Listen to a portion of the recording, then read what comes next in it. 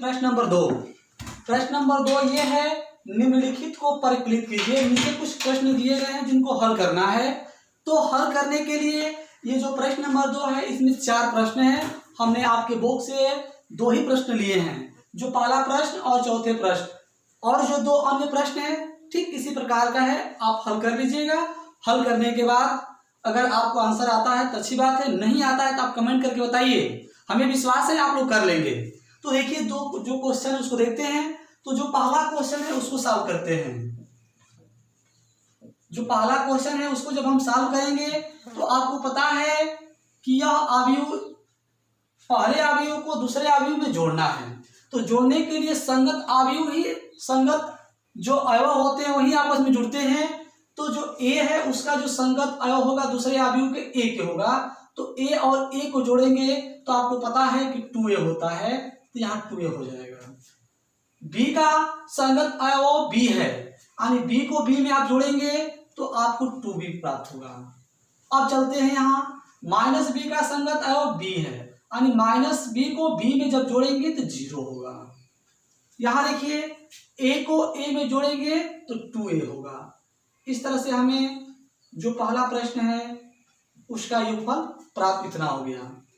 हमें विश्वास है कि इसमें जो दूसरा तीसरा प्रश्न है आप ध्यान से करेंगे, इस वीडियो को देखेंगे तो आपको दूसरा और तीसरा जो प्रश्न है वो भी सॉल्व हो जाएंगे इसी के अकॉर्डिंग। तो अब हम लोग दूसरा और तीसरे प्रश्न को छोड़ते हैं और डायरेक्ट चलते हैं आपकी बुक के चौथे प्रश्न पर, दूसरे के।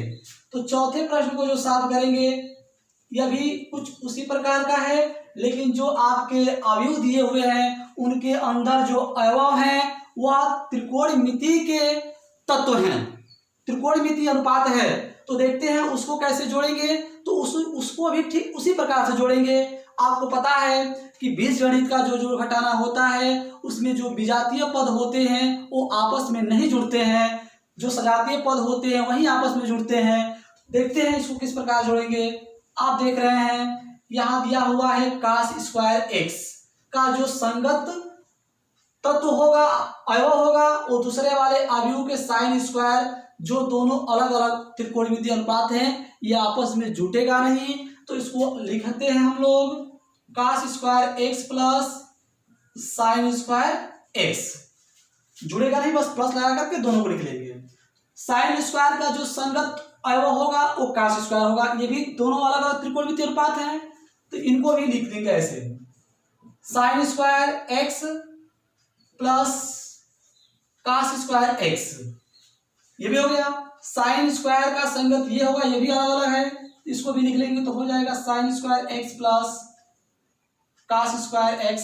इसको जब इस वाले तत्व में ऐड करेंगे तो ये हो जाएगा cos square x plus sine square x। आप लोग हाई स्कूल में पढ़े हैं त्रिकोणमिति, आपको पता है कि sign square x plus cos square x का मान 1 होता है, या साइन स्क्वायर x पहले हो या बाद में हो उससे फर्क नहीं पड़ता है। cos square x plus sine square 1 हो तब भी उसका मान 1 होगा, या sign square plus cos square 1 हो x हो तब भी उसका मान 1 ही होगा। तो हम देख रहे हैं कि यहाँ sine cos square plus cos square x plus sine square x है, इसका मान 1 हो जाएगा। यहाँ sine square x plus cos square x है, यहाँ भी मान 1 ही होगा। Sine square plus cos square यहाँ भी है, इसका भी मान 1 होगा। cos square plus sine square है, यहाँ भी मान 1 होगा। तो इस तरह से हमें इसके सारे तत्व 1-1 हो गए और हमने जोड़ा, यानी सवाल नंबर 4 का जो आंसर होगा वह अवयव 1-1-1-1 प्राप्त होगा। तो हमने प्रश्न नंबर 2 के 2 प्रश्न हल किया, पहला और चौथा। तीसरा और दूसरा आपके लिए हम छोड़ जाते हैं, आप लोग हल करिएगा और कमेंट करके बताइएगा कि हमारे कितने विद्यार्थी जो हैं इस प्रश्न को बना लिए हैं। तो आप इस प्रश्न का स्क्रीनशॉट ले लीजिए और अगले प्रश्न को हम लोग हल करते हैं। देखिए प्रश्न नंबर 3 आपके स्क्रीन पर है। प्रश्न नंबर 3 है, निम्न गुणनफल को परिकलित कीजिए। हमने प्रश्न नंबर 1 में योगफल और गुणनफल जो हमारा पार्ट 1 था 3.2 का, ठीक है, ये पार्ट 2 है। तो पार्ट 1 में हमने पहले प्रश्न में इसको हल किया है। तो अब देखते हैं प्रश्न नंबर 3, इसका गुणनफल ज्ञात करना है। तो हम पहले देख लेते हैं गुणनफल संभव है कि नहीं। बिल्कुल है, क्योंकि पहले वाले में यहाँ आप देख रहे हैं कि इसके 2 स्तंभ हैं, तो दूसरे वाले में 2 पंक्ति हैं, यानी पहले आव्यूह के स्तंभों की संख्या दूसरे आव्यूह के पंक्तियों की संख्या बराबर है, तो उसका हम आसानी से गुणनफल ज्ञात कर सकते हैं। अगर नहीं है तो उसका गुणनफल संभव नहीं है। तो देखिए, इसका जब हम गुणनफल करेंगे तो आपको बताया गया है कि गुणा करते समय पहले जो पंक्ति होगी उसके क्रमशः दूसरे आव्यूह के पहले स्तंभ में हम गुणा करेंगे और बीच में हम प्लस का प्रयोग करते हैं। तो देखते हैं, पहली पंक्ति को गुणा करना है दूसरे वाले आव्यूह के पहले स्तंभ में, तो जब गुणा करेंगे ए का ए में तो ए स्क्वायर हो जाएगा। हमने इसका इसमें गुणा कर लिया, बीच में प्लस का प्रयोग करेंगे। अब दूसरे जो होगा उसका गुणा करेंगे दूसरे से, तो जो बी का बी में करेंगे तो बी स्क्वायर हो जाएगा। यानी हमने पहले पंक्ति से पहले स्तंभ में गुणा कर लिया और दूसरे पंक्ति से दूसरे स्तंभ में गुणा कर पहले स्तंभ में गुणा करना है, लेकिन लिखना है जिस पंक्ति से गुणा करते हैं उसी पंक्ति के नीचे लिखना होता है। तो हम जब इसका इसमें गुणा करेंगे तो माइनस बी का ए में गुणा करेंगे तो माइनस ए भी होगा, बीच में हमारा प्लस रहेगा। इसका जब इसमें गुणा कर लिए तो इसका इसमें गुणा करेंगे तो ए का बी में गुणा करेंगे तो ए भी होगा। यानी हमने पहले पंक्ति से पहले स्तंभ में गुणा कर लिया तो हमें ए स्क्वायर प्लस बी स्क्वायर प्राप्त हुआ। पुनः हमने दूसरे पंक्ति से पहले स्तंभ में गुणा किया तो minus A B plus A B प्राप्त हुआ। अब हम पहले पंक्ति से दूसरे स्तंभ में गुणा करेंगे तो लिखेंगे उसको दूसरे स्तंभ के सामने, तो गुणा करेंगे ए का माइनस बी में तो माइनस ए बी प्राप्त होगा, बी का गुणा करेंगे ए में तो यहाँ प्लस ए बी प्राप्त होगा। अब हम दूसरे पंक्ति से दूसरे स्तंभ में गुणा करेंगे, तो जब गुणा करेंगे तो माइनस बी का बी में गुणा करेंगे तो माइनस बी स्क्वायर हो जाएगा, प्लस बी होगा, सॉरी माइनस में प्लस होता है। ए का ए में करेंगे ए स्क्वायर होगा। अब गुणा करने के बाद इसी को हम सॉल्व कर छोटा कर लेते हैं, सिंप्लीफाई करते हैं। तो आप देख रहे हैं, आपको पता है कि बीजगणित में जो विजातीय पद होते हैं वो आपस में नहीं जुड़ते हैं, यानी ए स्क्वायर बी स्क्वायर को हम जोड़ नहीं सकते हैं, तो सिर्फ उसको लिखेंगे ए स्क्वायर प्लस बी स्क्वायर ही। लेकिन यहाँ ये सजातीय पद है तो ए बी से ए बी कट जाएगा, अर्थात यहाँ 0 बचेगा, यहाँ भी कट जाएगा, यहाँ 0 हो जाएगा। यहाँ भी हमारा अलग अलग पद है तो इसको हम जोड़ नहीं सकते हैं, तो यहाँ हम ए स्क्वायर बी स्क्वायर लिखिए, चाहे उसको हम ए स्क्वायर प्लस बी स्क्वायर लिख दें, ये हमारा हो जाएगा पहले जो प्रश्न है उसका गुणनफल। विद्यार्थियों, प्रश्न नंबर 3 में बहुत सारे प्रश्न हैं, मैं लाइन बाय लाइन बताना उचित नहीं समझता हूँ। हम उम्मीद करता हूँ कि इसमें जो जो प्रश्न हम छोड़ रहे हैं आप घर बैठे आप अपने बुक से इन प्रश्नों को हल करेंगे। तो हम लोग चौथा प्रश्न करते हैं, बाकी आप लोग कर लीजिएगा। अब देखते हैं जो चौथा प्रश्न है आपकी स्क्रीन पर है, ये प्रश्न इसको भी गुणनफल करना है, सेम वही प्रक्रिया यहाँ भी अपनाएंगे हम लोग। तो देखते हैं कैसे इसको किया जाएगा। तो सबसे पहले पहली पंक्ति से क्रमशः दूसरे वाले आव्यूह के पहले स्तंभ में गुणा करेंगे। तो देखिए कैसे गुणा करेंगे, जब गुणा करेंगे तो ये हो जाएगा 2 एका में 2, गुणा करेंगे 3 0 0 प्लस 4 3 12। यानी हमने पहले पंक्ति से पहले वाले आव्यूह के पहले पंक्ति से दूसरे वाले आव्यूह के पहले स्तंभ में गुणा कर लिया और लिखा पहली पंक्ति पे। अब हम पहले वाले आव्यूह के दूसरी पंक्ति से दूसरे वाले आव्यूह के पहले स्तंभ में लिखेंगे, लेकिन उसका गुणा करने के बाद लिखेंगे दूसरे पंक्ति के सामने। तो गुणा करेंगे तो ये हो जाएगा 3 एका में 3 4 0 0 प्लस 3 5 15।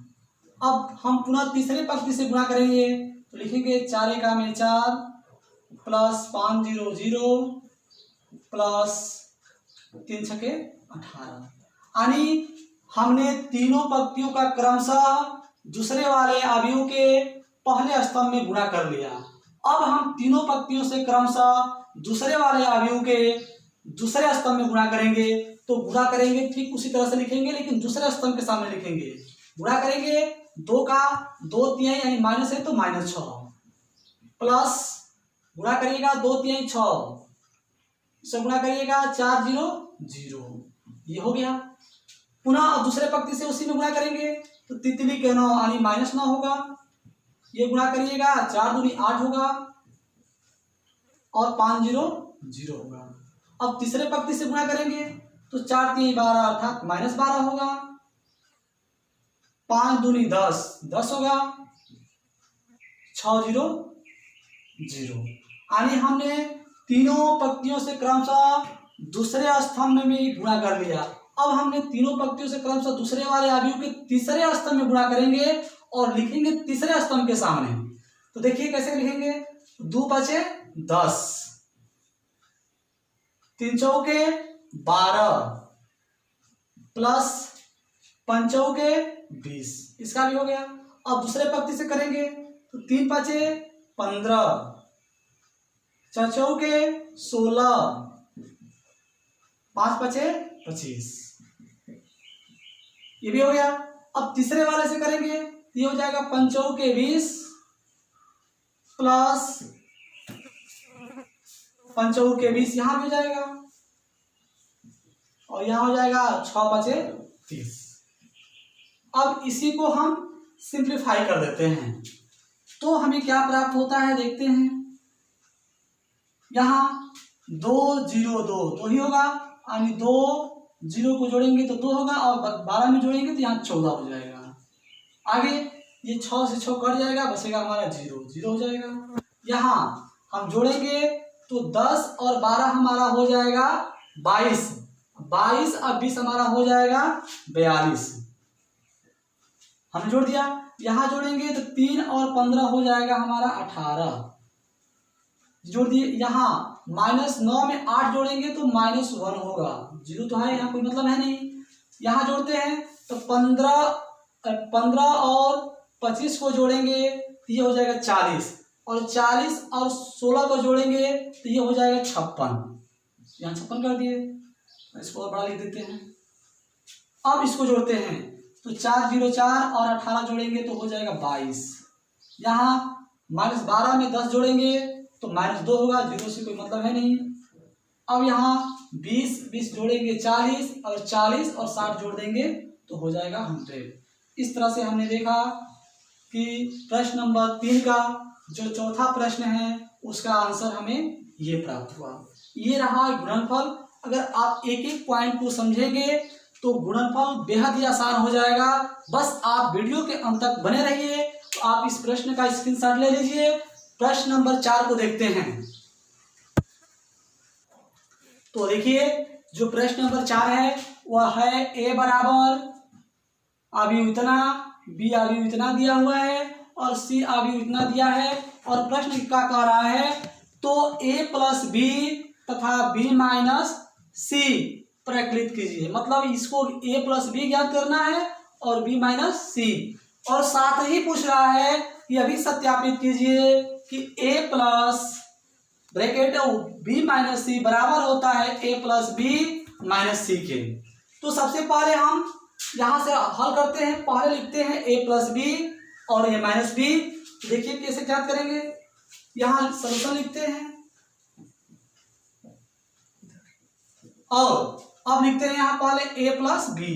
a प्लस बी देखिए आपका दिया हुआ है अवयव a माने 1 2 3 5 0 2 1 माइनस 1 1 प्लस प्लस प्लस, और यहाँ करेंगे अवयव बी। तो अवयव बी है 3 माइनस 1 2 4 2 5 2 0 3। अब इसको जोड़ते हैं। हम लोग जोड़ पढ़ चुके हैं कि पहले वाले अवयव का जो अवयव होगा दूसरे वाले अवयव के अपने संगत अवयव के साथ जुड़ेगा। देखिए जुड़ेगा तो 1 को 3 में जोड़ेंगे तो 4 होगा, 2 को -1 के साथ जोड़ेंगे तो 1 होगा, 3 को 2 में जोड़ेंगे तो 5 होगा। अब 5 को 4 में जोड़ेंगे तो 9 होगा। अब जोड़ दिए हमने यहाँ, और 5 को 0 को 2 के साथ जोड़ेंगे 2 होगा, 2 और 5 को जोड़ेंगे तो 7 होगा, 1 को 2 में जोड़ेंगे तो 3 होगा, -1 को 0 में जोड़ेंगे तो -1 ही होगा, और 1 को 3 में जोड़ेंगे तो 4 होगा। इस तरह से जो हमें प्राप्त हुआ वो a प्लस बी प्राप्त हो गया। अब हमें ज्ञात करना है b माइनस सी। तो हम यहाँ देखते हैं b माइनस सी तथा b माइनस सी बराबर, तो पहले लिख लेते हैं अवयव b। तो अवयव जो b है वो है 3 -1 2 4 2 5 2 0 3 माइनस घटाना है c को, तो c है दिया हुआ इधर 4 1 2 0 3 2 1 -2 3।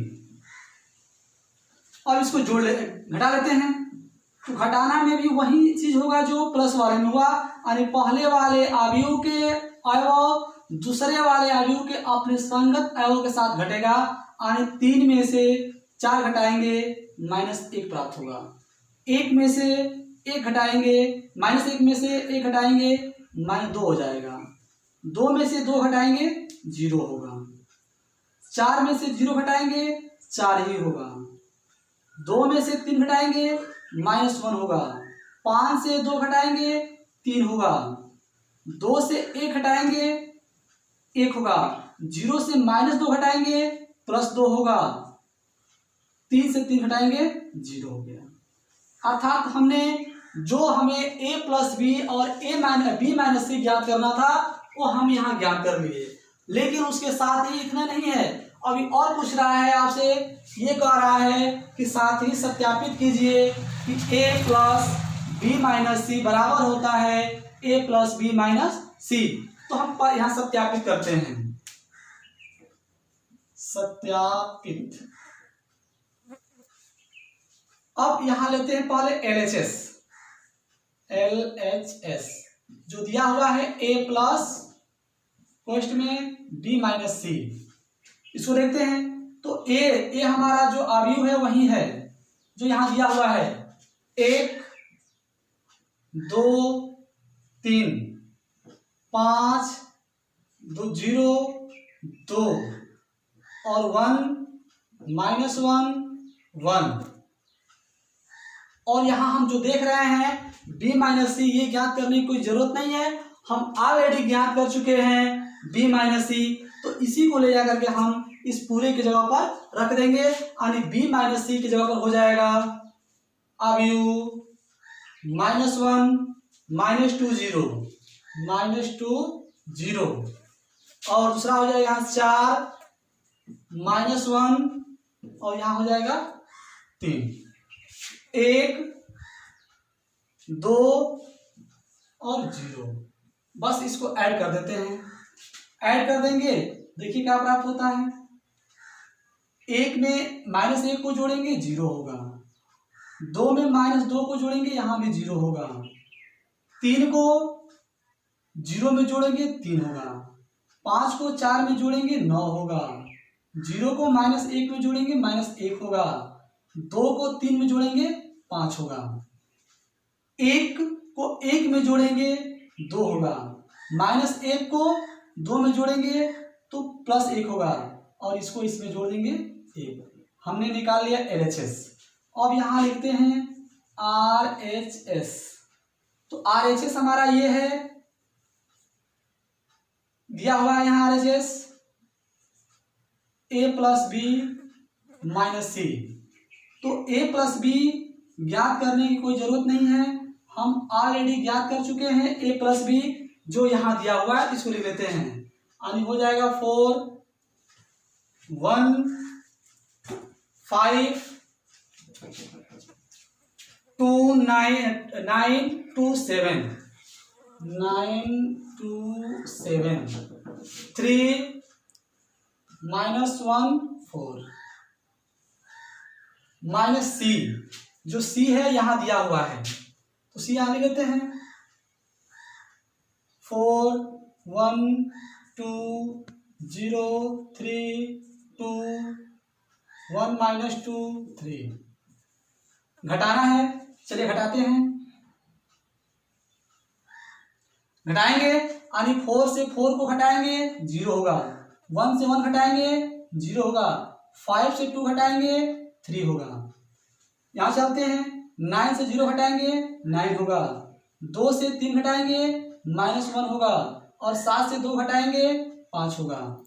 अब 3 से 1 घटाएंगे 2 होगा, और -1 से -2 घटाएंगे तो +1 होगा, और 4 से 3 घटाएंगे हमें 1 प्राप्त होगा। इस तरह से हम देख रहे हैं। अब यहाँ लिख सकते हैं अतः LHS बराबर RHS, यानी जो हमें LHS प्राप्त हुआ था यहाँ वही सेम RHS, यानी हमारा ये सत्यापित हो गया। जो दिया था कि जो सत्यापित कीजिए a + b - c बराबर होता है a + b - c के। तो बस आज की वीडियो में बस इतना ही। हमने एक्सरसाइज 3.2 का पार्ट 2 देख रहे थे, हल कर रहे थे। ये वीडियो पार्ट 2 है, और हमने इसमें प्रश्न नंबर 2 से लेकर के 4 तक प्रश्न को हल किए हैं।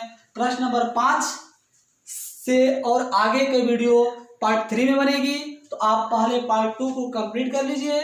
जो प्रश्न को हमने आपको हल करने के लिए छोड़ा है, हमें उम्मीद है कि आप हल करेंगे, और हल करके पुनः एक बार आपको याद दिला दे रहा हूँ कि आप कमेंट करिए कि ये प्रश्न हमने हल कर लिया, और ये सर एक बार और बता दीजिए समझ में नहीं आया। हम प्रयास करेंगे, फिर एक वीडियो बनाएंगे ताकि आपको आसानी से समझाया जा सके। आप इस वीडियो का घर बैठे आनंद लेते रहिए। तब तक के लिए धन्यवाद।